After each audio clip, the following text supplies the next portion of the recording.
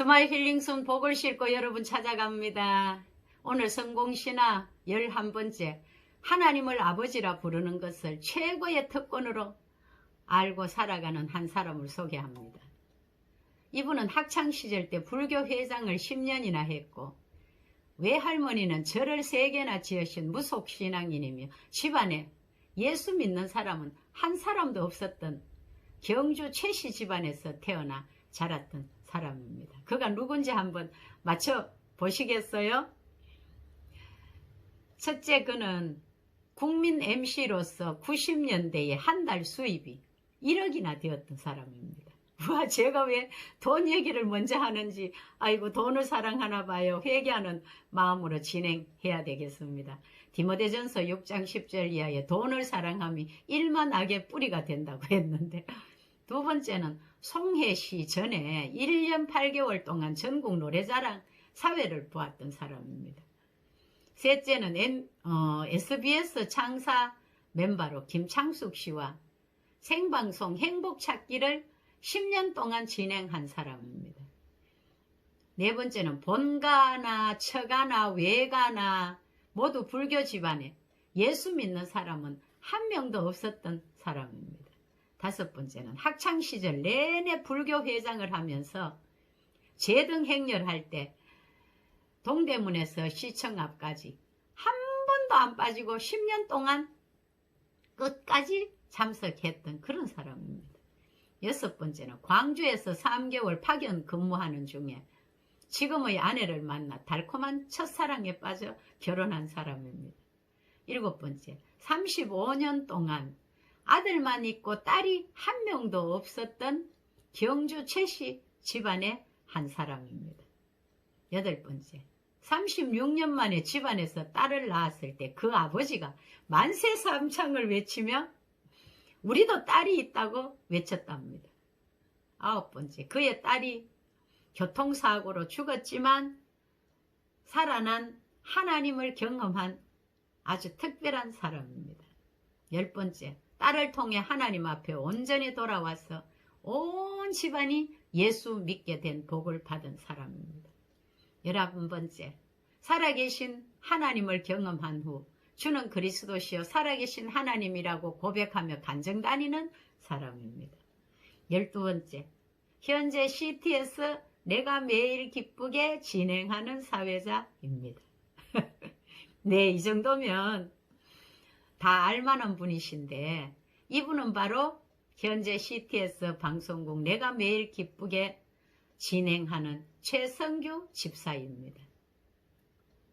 90년대 한때는 일주일에 9군데나 출연하면서 한 달에 1억을 벌었습니다. 그때 당시 2달 수입으로 분당에 아파트 한 채를 살 정도로 돈을 많이 벌었던 사람입니다. 불교 집안이라서 그런 원인도 있지만 돈이 많으면 하나님 찾기가 어렵습니다. 하나님이 필요한지도 몰랐고 필요하지도 않고 그랬기 때문이죠. 그러다가 광주로 파견 근무 발령을 받고 광주 내려간 지 일주일 만에 눈이 맞아 사랑에 빠진 사람과 결혼하여 첫 아들을 낳은 후 딸이 없는 집안에서 둘째로 딸이 태어났습니다. 35년 동안 집안에 딸이라고는 한 명도 없었던 집안에 딸이 태어나니까 아버지가 만세 삼창을 부르고 온 집안에 경사가 났대요. 얼마나 기뻤을까요? 돈이 우상처럼 되다가 이제는 딸이 우상처럼 돼요. 오직 그 딸을 위해 사는 것처럼 딸로 인해 너무나 행복한 생활을 하게 되었습니다. 이런 가정을 하나님이 보실 때 어떠하셨을까요? 나 여호와는 질투하는 하나님인즉 하나님보다 더 사랑하는 것이 있으면 질투하시는 하나님께서 그냥 넘어갔을까요? 출애굽기 20장 6절 이하에 보면 내 하나님 여호와는 질투하는 하나님인즉 나를 미워하는 자의 죄를 갚되 아버지로부터 아들에게로 3, 4대까지 이르게 하거니와 나를 사랑하고 내 계명을 지키는 자에게는 1000대까지 은혜를 베푸느니라 그랬잖아요. 하나님은 택한 백성이 돌아오기를 오래오래 기다리시는 하나님이십니다. 그러나 참고 기다리시다가 그래도 돌아오지 않을 때는 어떻게 하십니까?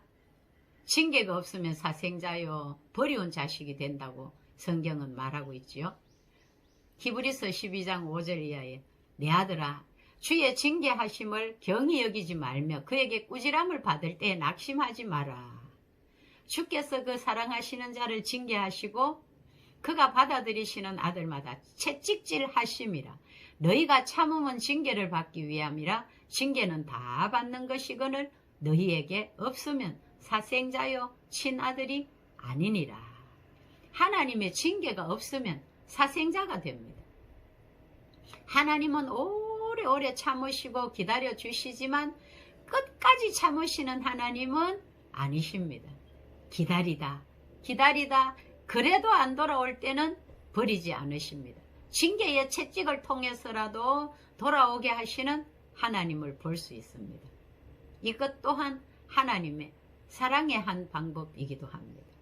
하루는 최성규 씨가 생방송을 하고 나오는데 직원 한 명이 얼굴이 완전 살색이 되어 아주 당황한 표정을 지으며 쪽지 하나를 건네주었습니다.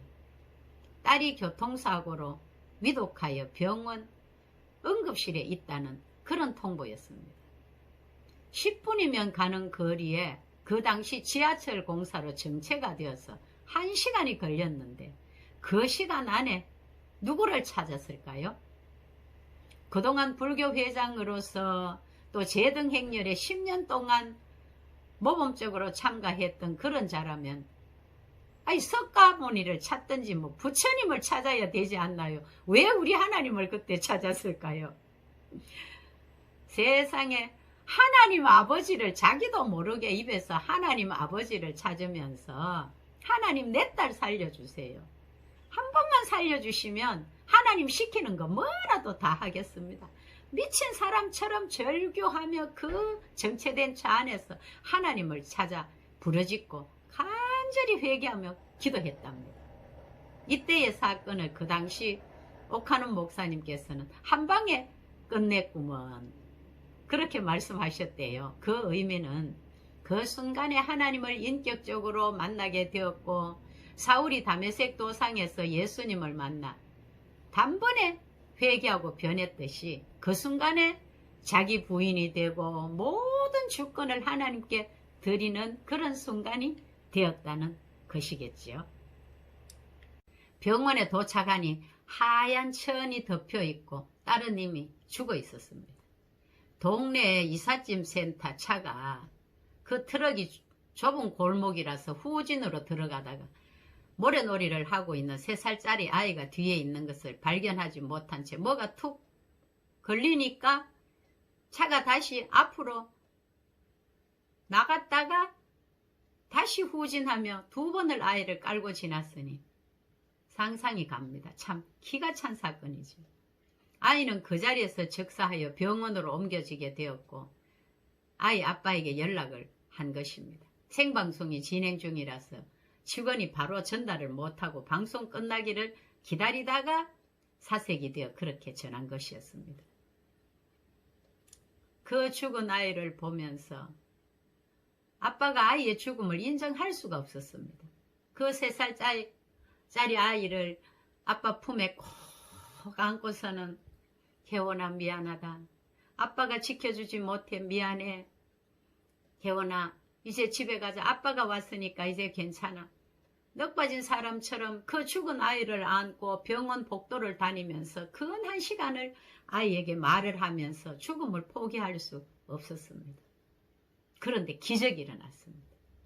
세상에 그 아이, 죽은 아이에게서 따뜻한 온기가 느껴지더니 꼼지락꼼지락 하는 느낌이 있어서 의사에게 아이를 안고 갔더니 이미 심장이 멈춰져 죽은 것을 사인한 의사는 아빠가 너무 충격적이라서 착각하는 줄 알고 인정을 하지 않았습니다. 그러자 갑자기 아이가 퀭퀭거리면서 입안에 뭐를 보니까 덩어리가 있어서 그걸 손가락으로 넣어서 빼냈더니 세상에 아이가 하면서 호흡이 돌아왔대요. 예수님 당시에만 죽은 자를 살리시고 병든 자 고치시는 것이 아니라 하나님은 지금도 하나님 나라와 하나님의 영광을 위해서 죽은 자도 살리시고 병든 자도 고치시는 그런 하나님이십니다. 아이는 살아났지만 워낙 큰 사고라서 중환자실과 일반 병실을 왔다 갔다 하면서 2년 동안 병원 생활을 하는 동안 교회 전도하러 온 전도 폭발 팀을 통해서 가족들이 다 전도를 받게 되었고 가족 모두가 할렐루야 군단이 되어 딸을 데리고 집으로 가게 되었답니다.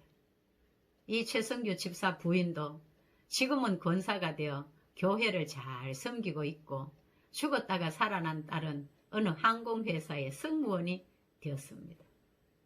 오늘의 성공신화 주인공 최성규 집사는 지금은 순수 복음방송 CTS 내가 매일 기쁘게만 진행하고 다 내려놓고 오직 복음 위에 오직 하나님 영광 위에 살게 되었답니다.